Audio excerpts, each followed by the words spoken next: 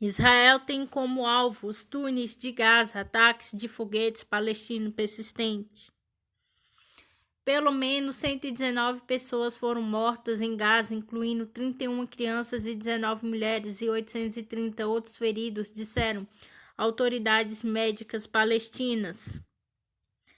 Israel disparou artilharia e montou ataques aéreos extensos nesta sexta-feira 14 contra uma rede de túneis de militantes palestinos sobre Gaza, em meio a ataques persistentes com foguetes contra a cidade israelense. A maior operação israelense contra um alvo específico desde o início do conflito incluiu 160 aeronaves, bem como ataques de disparo de artilharia de fora da faixa de Gaza, disse a porta-voz militar israelense, tenente-coronel Jonathan Conricus. Ataques de foguetes contra o sul de Israel seguiram-se rapidamente à ofensiva de 40 minutos antes do amanhecer no quinto dia do conflito mais sério entre os militantes de Israel-Gaza desde 2014. Uma mulher e seus 3 filhos foram mortos em Gaza, disseram autoridades de saúde no norte do enclave. Seus corpos foram recuperados dos escombros de sua casa. Uma senhora idosa em Israel morreu enquanto se dirigia a um abrigo para se proteger dos ataques de foguete.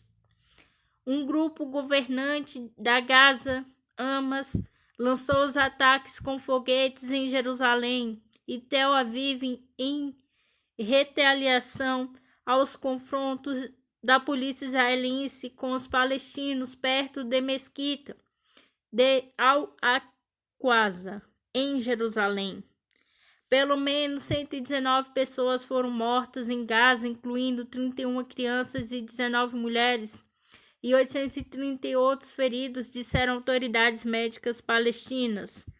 O número de mortes em Israel foi de 8. Um soldado que patrulhava a fronteira de Gaza, 6 civis israelenses, incluindo 2 crianças e um trabalhador indiano, disseram as autoridades israelenses. Um chefe do Tribunal Penal Internacional advertiu que os indivíduos envolvidos no derramamento de sangue podem ser alvo de suas investigações sobre alegados crimes de guerra em episódios anteriores do conflito. Nas partes norte e leste de Gaza, o som do fogo da artilharia e explosões ecoou na manhã desta sexta-feira, 6 horas à frente que o Brasil.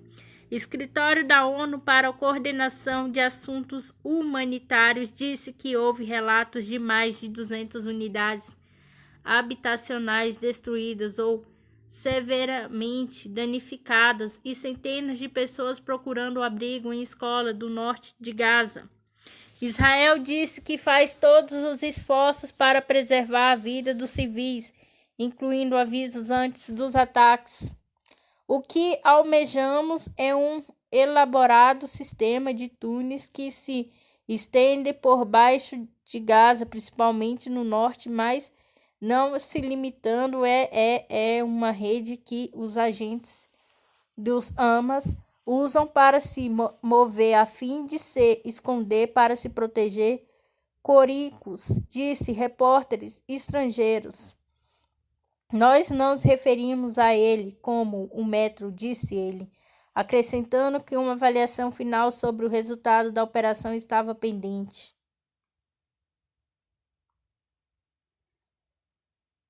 O primeiro-ministro de Israel, Benjamin Netanyahu, disse na quinta-feira que a campanha levará mais tempo. Autoridades israelenses disseram que Hamas, o grupo militantes islâmicos mais poderosos de Gaza, deve receber um forte golpe de dissuasão antes de qualquer cessar-fogo. O presidente dos Estados, Joe Biden, pediu nesta quinta-feira uma diminuição da violência, dizendo que queria ver uma redução significativa nos ataques de foguetes. Tensões em Israel.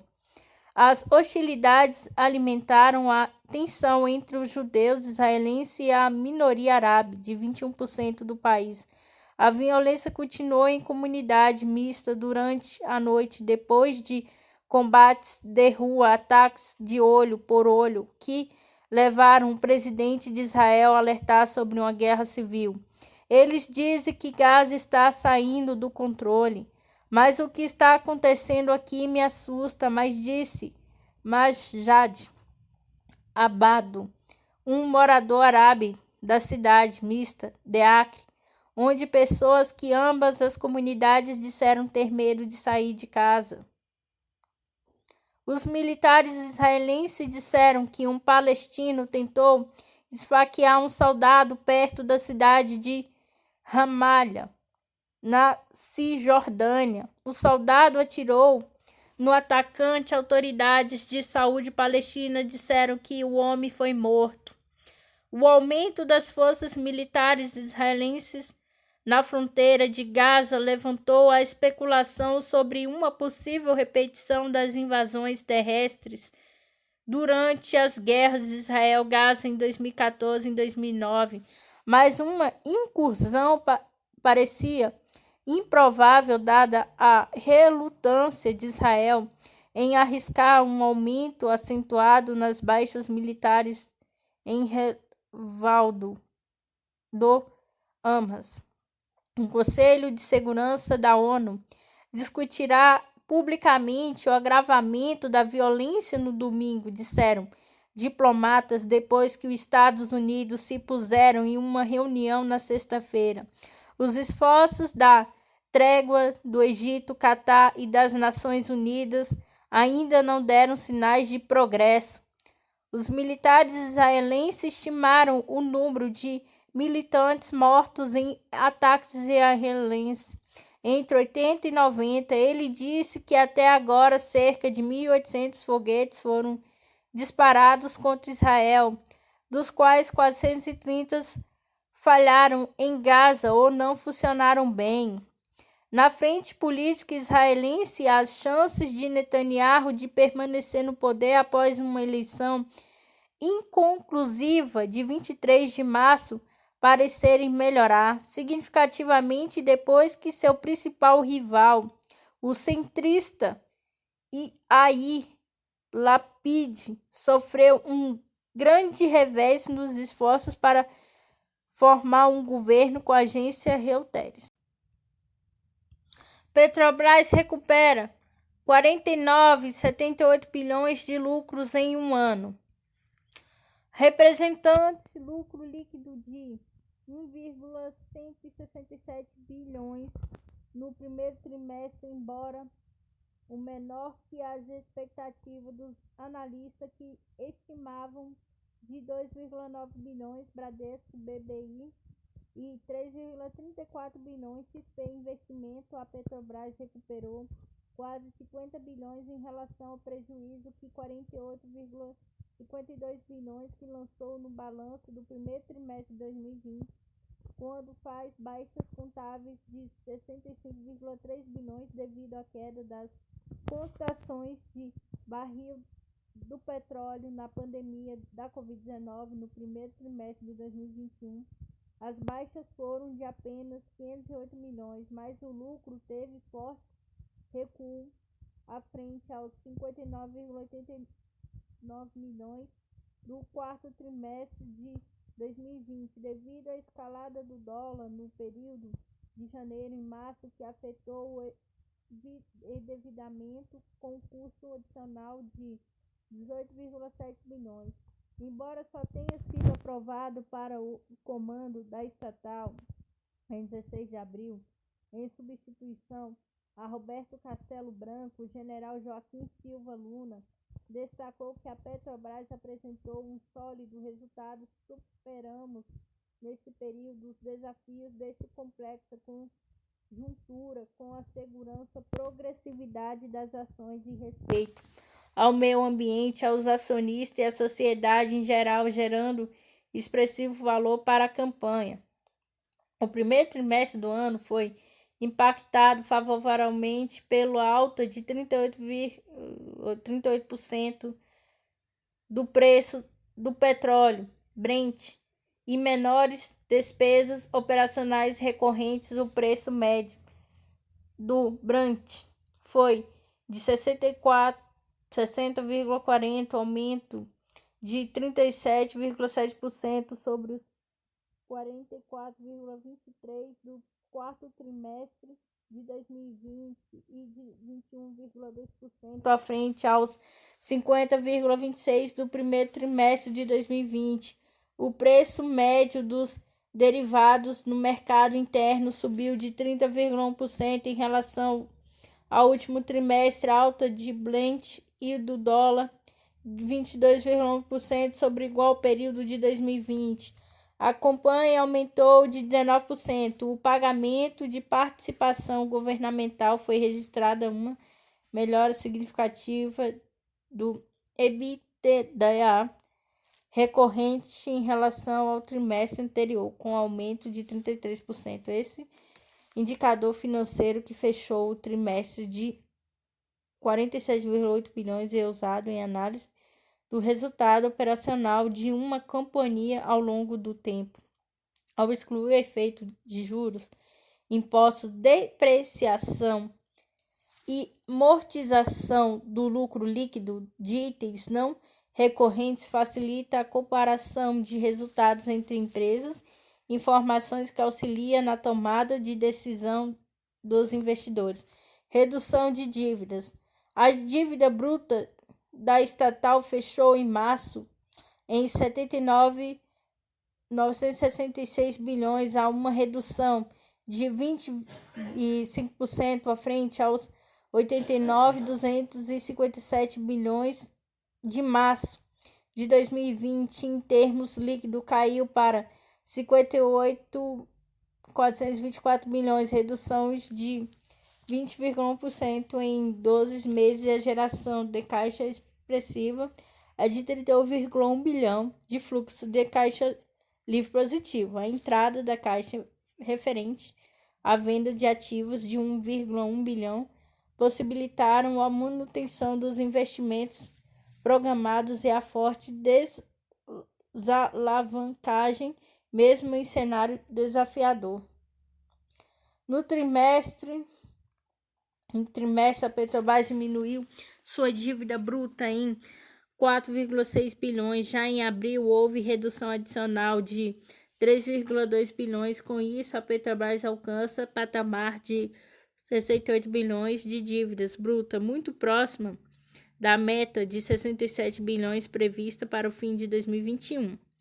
A companhia conseguiu aumentar em 30,5% à frente igual ao período do ano passado. O lucro geral ajustado antes do juro, imposto, depreciação e amortização EBITDA, que somou 48,95 bilhões à frente do quarto trimestre de 2020. Houve um aumento de 4,1%. O mercado esperava EBITDA um pouco menor de 46,88 bilhões em termos recorrentes. A entidade ajustada foi de 47,76 bilhões, acrescentou 29,3% em 12 meses, em 36,1% à frente do quarto trimestre. O fluxo do caixa livre, que dá a medida da incapacidade de investimento, somou de 31,9 bilhões, com aumento de 2,8% sobre o quarto trimestre e 16,6% sobre o primeiro trimestre de 2020. Já o faturamento líquido da estatal somou de 86,17 bilhões, em alta de 14,2%, ante igual período de 2020 e de 14,9% à frente ao quarto trimestre do ano passado. O mercado espera faturamento de 97,93 bilhões no trimestre. Dois fatores contribuíram para o aumento da receita: a valorização de 38% no barril de petróleo do tipo Brent e o crescimento das vendas de diesel, principal derivado da companhia, que atingiu 25,2 bilhões, e um aumento de 39,6% devido aos pesados reajustes no primeiro trimestre, que desagradaram ao presidente Jair Bolsonaro, que decidiu trocar o comando da estatal ao fim do mandato de Castelo Branco em 12 de abril em volume. As vendas no mercado interno foram 20% acima do mesmo período de 2020 e caíram 3% em relação ao último trimestre do ano passado. O governo afirma ao CTF que a ação que deixou 28 mortos no Jacarezinho não violou a decisão da Corte. Executivo Fluminense argumenta que a operação serviu para proteger crianças da favela. O governo do Rio de Janeiro afirmou ao CTF, Supremo Tribunal Federal, que a ação do Jacarezinho, que deixou 28 mortos, não violou a decisão da Corte, que restringiu as operações policiais nas favelas do Rio de Janeiro. Há hipóteses absolutamente excepcionais. A Procuradoria-Geral do Estado, que faz a defesa judicial do Executivo Fluminense, disse ao tribunal que a motivação da ação foi a proteção da vida, liberdade e dignidade de crianças e adolescentes que vivem no local. Segundo o governo local, a prova de que não houve desrespeito à decisão do CTF é o fato de o PSB, autor da ação, ter apresentado recursos ao julgamento do ano passado em que pede para o tribunal esclarecer o alcance das situações excepcionais em que podem ser realizadas as operações. Ora, se a própria arguente reconhece a necessidade de dar concretude ou critério de excepcionalidade, descabe falar em descumprimento de ordem judicial, cometimento de crime de desobediência ou prática de ato de improbidade. Antes disso, diz a peça. O relator do caso, o ministro Edson Fachin, marcou para o próximo dia 21 a análise dos embargos de declaração em que o Partido Socialista pede para o Supremo esclarecer o alcance da decisão tomada no ano passado. O Executivo Fluminense também afirma que a decisão do CTF de restringir as ações policiais teve como objetivo proteger crianças e adolescentes e que até entidades que defendem essas bandeiras pediram para ingressar como amicus curiae, amigos da corte, no processo. Veja-se que a última operação policial ocorrida na comunidade do Jacarezinho, a motivação para a mesma era a proteção da vida, liberdade e dignidade de menores, em respeito ao preceito constitucional que estabelece a absoluta propriedade de direitos fundamentais de crianças e adolescentes, tal como previsto no artigo 227 da CF diz. O governo estadual cita que os traficantes têm aliciado menores nas favelas e que a atuação da polícia é necessária nessa região.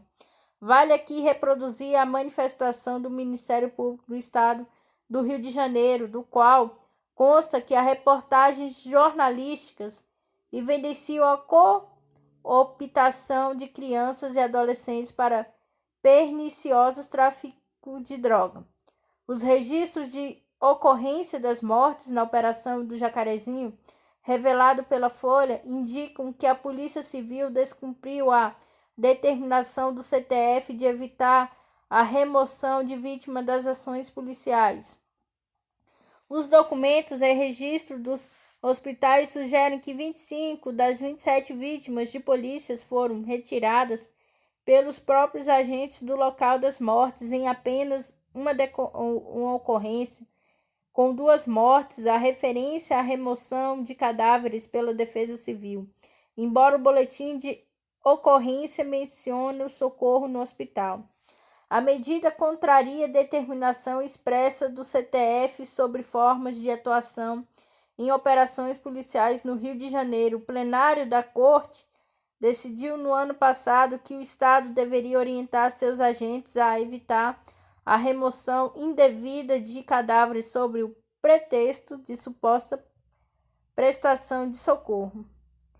A medida foi determinada para que fosse preservado todos os vestígios de ocorrência nas operações, Em junho do ano passado, Fachin restringiu a possibilidade de as polícias do Rio de Janeiro de realizarem operações nas favelas durante a pandemia da Covid-19. A situação excepcionais previu uma série de critérios para a atuação policial, com a questão da remoção dos corpos um mês depois. Por 9 votos a 2, o plenário do Supremo referendou a decisão de Fachin na Folha Expressa. Pesquisador aponta principais pontos para a queda da popularidade de Bolsonaro. O Instituto Datafolha divulgou pesquisa revelando que o governo do presidente Jair Bolsonaro tem aprovação de 24% dos brasileiros, a pior marca de seu mandato até o presente mandato.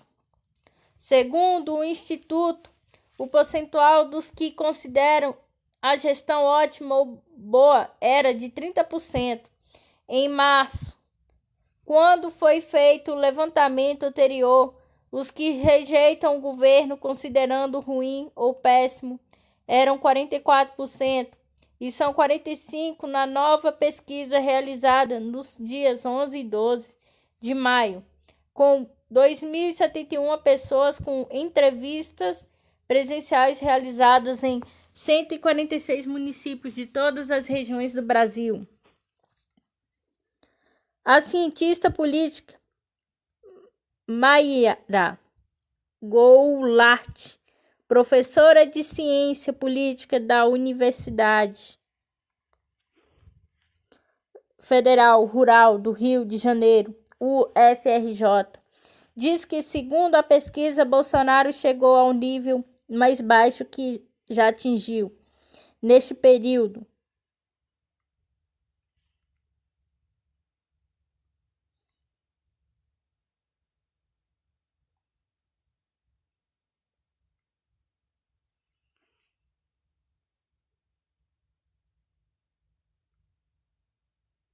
Chegou ao nível mais baixo já atingido nesse período de primeiro mandato, perdendo apenas para o ex-presidente Fernando Collor de Mello. Alguns fatores são importantes para entender essa desidratação da popularidade do presidente.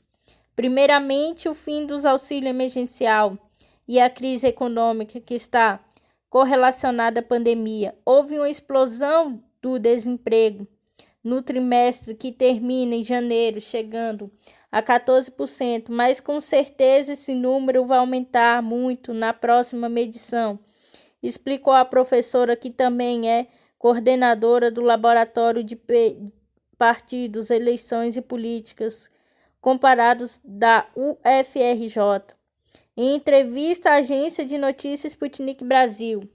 Em segundo lugar, Mayara citou a sensação de fome. Um levantamento indicou que 55% dos domicílios brasileiros convivem com inseguranças alimentar, um aumento de 14% em relação a 2018. Nessa situação, você não prorroga os auxílios emergenciais de 600 e demora 3 meses para conceder a metade ou menos da metade. De fato, deixou essa população completamente desguarnecida. Isso drena a popularidade nos segmentos mais baixos economicamente falando.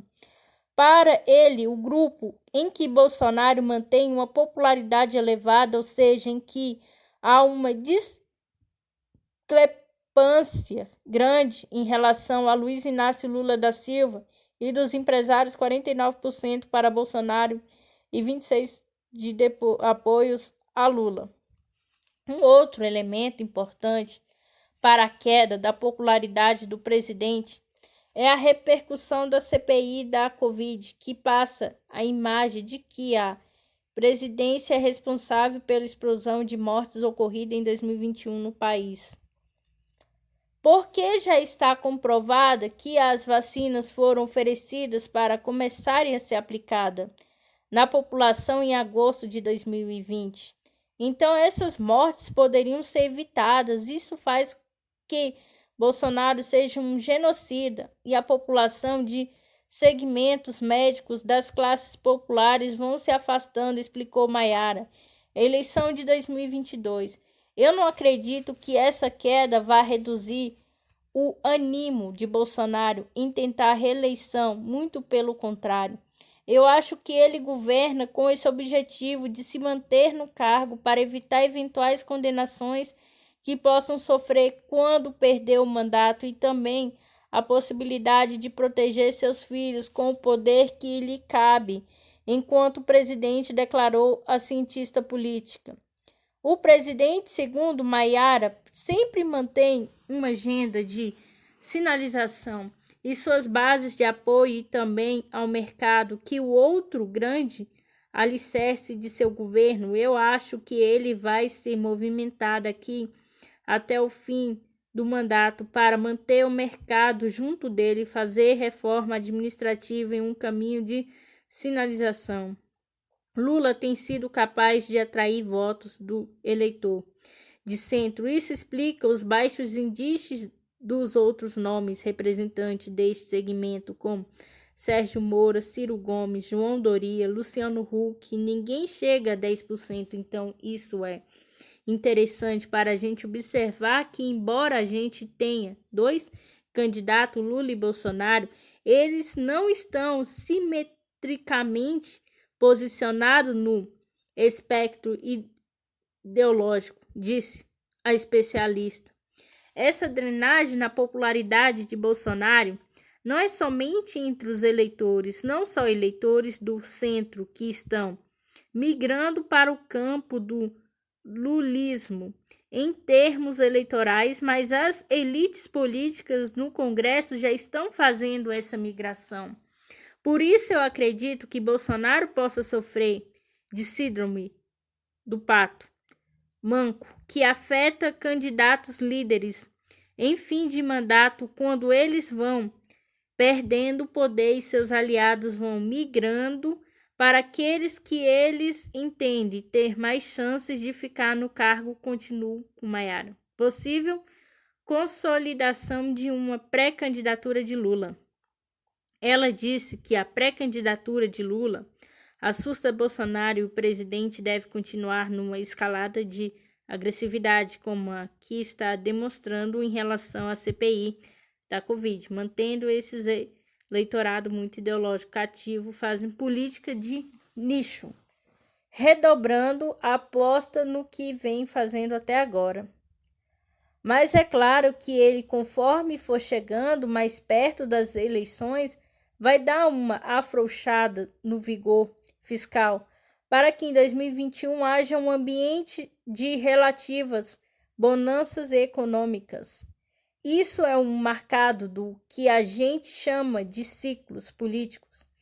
Em ano pré-eleitoral, sempre há uma certa bonança fiscal para que se crie essa percepção de otimismo para a parte da população, finalizou a cientista política com a agência Sputnik Brasil. Lewandowski permite Pazuello ficar em silêncio em depoimento na CPI. Pela decisão, a presença do ex-ministro da CPI será obrigatório, mas ele poderá deixar de responder a pergunta que possam incriminá-lo. Pazuello também poderá ser assistido por um advogado. Ministro do Supremo Tribunal Federal, STF, Ricardo Lewandowski, concedeu habeas corpus para que o ex-ministro da Saúde, Eduardo Pazuello, possa ficar em silêncio durante o depoimento que deverá prestar à Comissão Parlamentar de Inquérito da CPI da pandemia da próxima quarta-feira, 19. Pela decisão, a presença do ex-ministro da CPI será obrigatório, mas ele poderá deixar de responder a perguntas que possam incriminá-lo. Pazuello também poderá ser assistido por um advogado e deverá ser tratado com dignidade, urbanidade e respeito, e não poderá sofrer ameaças de prisão pelos parlamentares. A decisão do ministro foi motivada por um habeas corpus preventivo protocolado pela Advocacia Geral da União, AGU. Segundo a advocacia, a concessão da medida para Pazuello, que é general de exército e necessário para evitar a repetição de constrangimentos ocorridos em outros depoimentos tomados na CPI. Portanto, a garantia constitucional ao silêncio se coloca como necessário justamente para impedir a aniquilação do direito de defesa nos processos expedientes acima mencionado, bem como que não haja qualquer possibilidade de constrangimento físico ou moral por parte de impetrante paciente no exercício de seus direitos com argumento e órgão com a Agência Brasil. Sem acordo, o Brasil não comprará spray nasal desenvolvido por Israel. O Itamaraty admitiu que a viagem da comitiva brasileira a Israel não resultou em um acordo de aquisição do spray nasal contra a Covid-19. A viagem, liderada pelo então ministro das Relações Exteriores, Ernesto Araújo, também não obteve sucesso para o compartilhamento de tecnologias de combate à pandemia. As informações estão em documentos enviados pelo Itamaraty à bancada do PSOL na Câmara dos Deputados, divulgada nesta sexta-feira 14. De acordo com as informações fornecidas pelo Ministério, o termo de cooperação sobre o spray nasal não foi finalizada porque o Ministério da Saúde não assinou o documento, escreveu o portal Poder 360 na carta de intenção. É possível ver que Araújo assinou o texto, assim como um representante de Israel. O projeto da carta não teve sua celebração completada, uma vez que não foi assinada pelo representante do Ministério da Saúde do Brasil e não chegou à troca de instrumentos entre os signatários conforme prática de negociação internacional, diz o documento, que é assinado pelo atual ministro das Relações Exteriores, Carlos Franças. Os dados do Itamaraty afirmam que a viagem era planejada desde maio de 2020.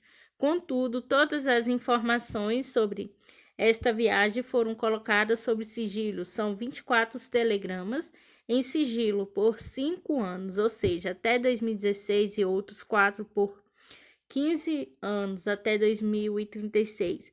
Os motivos para o sigilo não são informados. A classificação de 9 dos 28 documentos como sigilosa foi realizada no dia ou depois do pedido de informações pelo PSOL feito em 16 de março.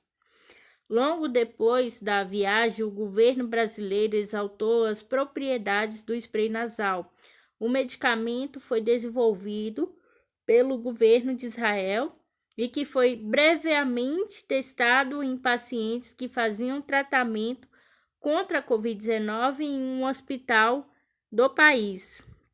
A comitiva de 10 pessoas do governo federal foi para Israel em 6 de março para negociar o compartilhamento das tecnologias de combate à pandemia e o spray nasal Exo CD24. Ao chegar no país, a equipe ficou confinada em um motel e só pode sair para ocasiões previamente agendadas em Israel. Na época, havia um rígido controle de quem entrava no país, obrigando visitantes a realizar quarentena de 7 dias com a agência Sputnik Brasil.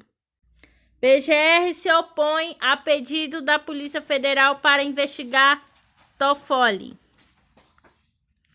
Parece enviado ao Supremo Tribunal Federal (STF) nesta sexta-feira 14 o vice-procurador-geral da República, Humberto Jacques de Medeiros, se manifestou contra a abertura de investigação com a base da delação premiada do ex-governador do Rio, Sérgio Cabral, e reiterou o pedido para que a Corte volte atrás na homologação do acordo de colaboração fechado entre o político e a Polícia Federal.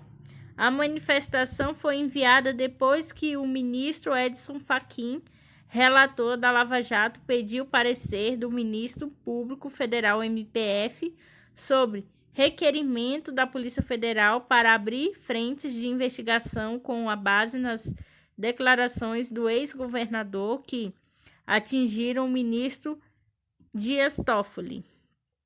O Ministério Público Federal, ao tempo em que destaca ser prejudicial ao exame do presente requerimento e o julgamento do agravo regimental interposto para a reforma da decisão que homologou o acordo de colaboração premiada firmada entre Sérgio Cabral e a Polícia Federal, manifestação-se pela inidoneidade das declarações prestadas pelo colaborador para ensejar a instauração de procedimentos criminais e, por consequências, pelo indeferimento dos requerimentos formulados pela autoridade policial, diz um trecho do parecer. No documento, o vice-procurador diz que Cabral age com má-fé. De acordo com Jacques de Medeiros, o ex-governador apresentou apenas fatos já conhecidos e sem elementos mínimos de prova capazes de justificar a abertura de investigação. O colaborador repete esse padrão de comportamentos, apresentando termos de colaborações extemporâneos, não inéditos, que entram em conflito com outras colaborações premiadas e cujas narrativas carecem de mínima plausibilidade fático-probatório, afirma. O Supremo Tribunal Federal ainda vai revistar a decisão que homologou a delação do ex-governador, processada na corte por envolver autoridades com prerrogativa de foro privilegiado. Isso justamente porque a PGR contesta o acordo por considerar que não foram apresentados fatos novos e analisados do recurso está marcada no plenário virtual a partir de 21 de maio com a Agência Estado. Ataques aéreos e foguetes arrastam o conflito Israel-Gaza para o sexto dia. Diplomatas americanos e árabes buscam acalmar a situação depois de uma noite de violência. Israel atingiu Gaza com ataques aéreos e militantes palestinos lançaram barragens de foguetes contra Israel neste sábado, sem nenhum sinal do fim da pior escalada em anos após 6 dias de conflito e em meio a um crescente número de mortos. Diplomatas americanos e árabes buscam acalmar a situação depois de uma noite de violência em que militantes dispararam cerca de 200 foguetes contra cidades de Israel, cujos aviões atingiram o que seriam alvos usados pelo Hamas, grupo islâmico que governa Gaza. Pelo menos 136 pessoas foram mortas em Gaza desde o início das hostilidades na segunda-feira, 10, incluindo 34 crianças e 21 mulheres, com 950 feridos, disseram médicos palestinos. Israel registrou 8 mortos, incluindo um soldado na fronteira de Gaza e 6 civis, 2 deles crianças. Durante a noite, o bombardeio israelense matou pelo menos 12 palestinos em Gaza, disseram médicos, incluindo uma mulher e 4 de seus filhos que morreram quando sua casa em um campo de refugiados foi atingida. 3 outros morreram, com outros feridos, disseram os médicos. Em Israel, milhares de israelenses correram para se abrigar enquanto as sirenes soavam. Um foguete lançado de Gaza atingiu um prédio residencial na cidade de Beersheba, no sul de Israel, disse a polícia. A mídia disse que algumas pessoas ficaram feridas na cidade correndo para se esconder. Em Gaza, Akram Farouk, 36, saiu correndo de sua casa com sua família depois que um vizinho lhe disse que havia recebido uma ligação de um oficial israelense avisando que seu prédio seria atingido. Não dormimos a noite toda por causa das explosões e agora estou na rua com minha esposa e filhos, que choram e tremem, disse o homem de 36 anos. Os militares israelenses disseram que sua aeronave atingiu locais de lançamento de foguetes e apartamentos que pertenciam a militantes do Hamas. Ele disse que um alvo havia disparado uma barragem de foguetes contra Jerusalém na segunda-feira. O Hamas lançou o ataque com foguetes de segunda-feira após tensões sobre um processo judicial para despejar várias famílias palestinas em Jerusalém Oriental e em retaliação aos confrontos da polícia israelense com os palestinos perto da mesquita Al-Aqsa da cidade, o terceiro local mais sagrado do Islã. Os esforços diplomáticos regionais e internacionais ainda não mostraram quaisquer sinais de interrupção das hostilidades. O Egito, que tem liderado esforços regionais, enviou ambulâncias através de sua fronteira com Gaza para levar vítimas palestinas aos hospitais egípcios. O enviado do presidente americano Joe Biden, Adrian, subsecretário adjunto para Israel e Assuntos Palestinos, voou para Israel na sexta-feira, antes da reunião do Conselho de Segurança da ONU no domingo. Washington diz que pretende reforçar a necessidade de trabalhar em prol de uma calma sustentável. Corrida para proteção às baixas palestinas agora se estendem além de Gaza. Palestinos, que a cada ano em 15 de maio marcam seu deslocamento na Guerra de 1948 em torno da criação de Israel, relataram 11 mortos na Cisjordânia ocupada depois que manifestantes e forças israelenses entraram em confronto. Em Israel, de pequenas cidades na fronteira com Gaza a Beersheba e a metropolitana Tel Aviv, as pessoas agora correm para se proteger quando ouvem sirenes, avisos de rádio e TV ou mensagens de alerta vermelho tocando em telefones celulares. As hostilidades entre Israel e Gaza foram acompanhadas de violência nas comunidades mistas de judeus e árabes de Israel. Sinagogas foram atacadas, lojas de propriedade de árabes foram vandalizadas e ocorreram brigas de rua. O presidente de Israel, que desempenha um papel amplamente cerimonial, alertou sobre a guerra civil. O Egito vinha pressionando por um cessar-fogo nessa sexta-feira, 14, para que as negociações pudessem começar, disseram duas fontes de segurança egípcias. Cairo tem se apoiado no Hamas e pressionado outros, como os Estados Unidos, para garantir um acordo com Israel. Os chanceleres egípcios e jordanianos discutiram os esforços para encerrar o confronto em Gaza e evitar provocações em Jerusalém, disse o Ministério das Relações Exteriores do Egito. As negociações tomaram um caminho real e sério na sexta-feira, disse uma autoridade palestina. Os mediadores do Egito, Catar e das Nações Unidas estão intensificando seus contatos com todos os lados em uma tentativa de restaurar a calma, mas um acordo ainda não foi alcançado. Os Emirados Árabes Unidos pediram um cessar-fogo e negociações na sexta-feira, oferecendo condolências a todas as vítimas.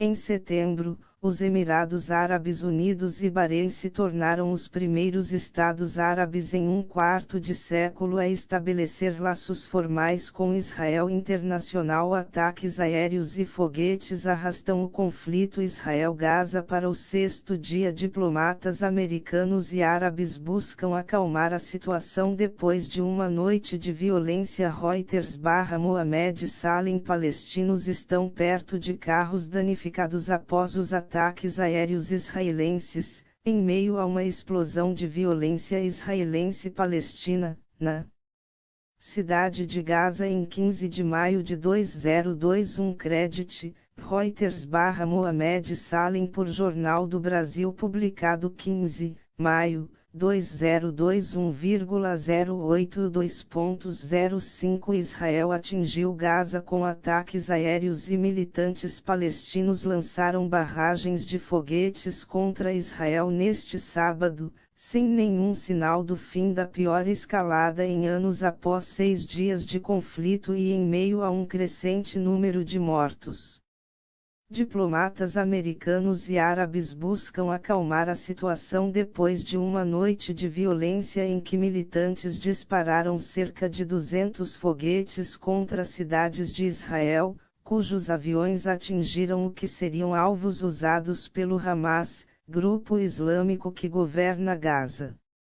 Mais sobre o assunto, 14 de maio de 21 sem acordo, Brasil não comprará spray nasal desenvolvido por Israel 15 de maio de 21 professores de redes municipais se adaptaram às tecnologias de ensino 15 de maio de 21 Maia pede desfiliação do DEM e chama a ACM Neto de malandro baiano pelo menos 136 pessoas foram mortas em Gaza desde o início das hostilidades na segunda-feira, 10, incluindo 34 crianças e 21 mulheres, com 950 feridos, disseram médicos palestinos. Israel registrou 8 mortos, incluindo um soldado na fronteira de Gaza e 6 civis, 2 deles crianças.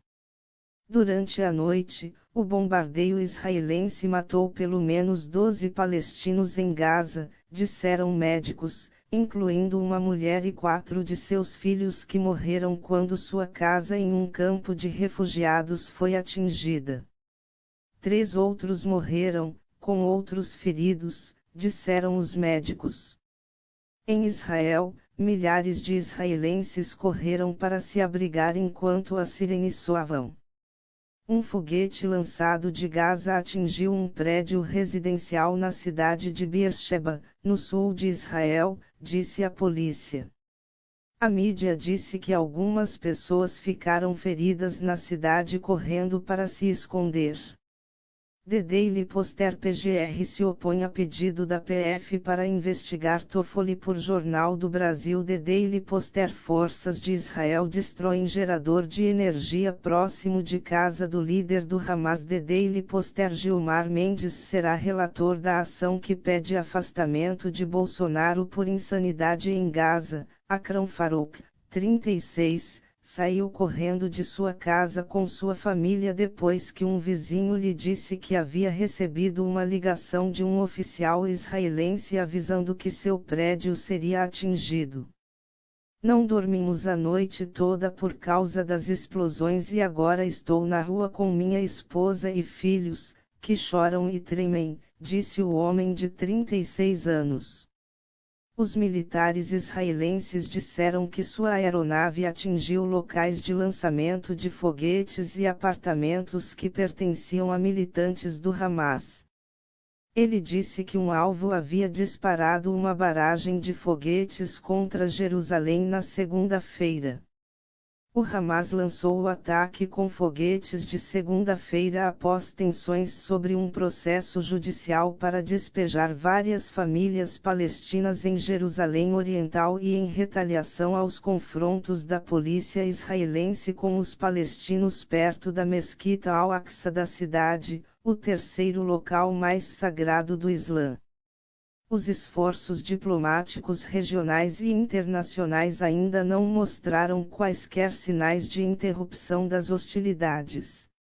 O Egito, que tem liderado esforços regionais, enviou ambulâncias através de sua fronteira com Gaza para levar vítimas palestinas aos hospitais egípcios. O enviado do presidente americano Joe Biden, Adrian, subsecretário adjunto para Israel e Assuntos Palestinos, voou para Israel na sexta-feira, antes da reunião do Conselho de Segurança da ONU no domingo. Washington diz que pretende reforçar a necessidade de trabalhar em prol de uma calma sustentável. corrida para proteção. As baixas palestinas agora se estendem além de Gaza. Palestinos, que a cada ano em 15 de maio marcam seu deslocamento na Guerra de 1948 em torno da criação de Israel, relataram 11 mortos na Cisjordânia ocupada depois que manifestantes e forças israelenses entraram em confronto. Em Israel, de pequenas cidades na fronteira com Gaza a Beersheba e a metropolitana Tel Aviv, as pessoas agora correm para se proteger quando ouvem sirenes, avisos de rádio e TV ou mensagens de alerta vermelho tocando em telefones celulares. As hostilidades entre Israel e Gaza foram acompanhadas de violência nas comunidades mistas de judeus e árabes de Israel. Sinagogas foram atacadas, lojas de propriedade de árabes foram vandalizadas e ocorreram brigas de rua. O presidente de Israel, que desempenha um papel amplamente cerimonial, alertou sobre a guerra civil. O Egito vinha pressionando por um cessar-fogo nessa sexta-feira, 14, para que as negociações pudessem começar, disseram duas fontes de segurança egípcias. Cairo tem se apoiado no Hamas e pressionado outros, como os Estados Unidos, para garantir um acordo com Israel. Os chanceleres egípcios e jordanianos discutiram os esforços para encerrar o confronto em Gaza e evitar provocações em Jerusalém, disse o Ministério das Relações Exteriores do Egito. As negociações tomaram um caminho real e sério na sexta-feira, disse uma autoridade palestina. Os mediadores do Egito, Catar e das Nações Unidas estão intensificando seus contatos com todos os lados em uma tentativa de restaurar a calma, mas um acordo ainda não foi alcançado. Os Emirados Árabes Unidos pediram um cessar-fogo e negociações na sexta-feira, oferecendo condolências a todas as vítimas. Em setembro, os Emirados Árabes Unidos e Bahrein se tornaram os primeiros estados árabes em um quarto de século a estabelecer laços formais com Israel. Os militares israelenses disseram no sábado que cerca de 2.300 foguetes foram disparados de Gaza contra Israel desde segunda-feira, com cerca de 1.000 interceptados por defesas antimísseis e 380 caindo na faixa de Gaza. A agitação civil entre judeus e árabes em Israel desferiu um golpe nos esforços da oposição israelense para destituir o primeiro-ministro Benjamin Netanyahu após uma série de eleições inconclusivas, aumentando a perspectiva de um quinto voto em pouco.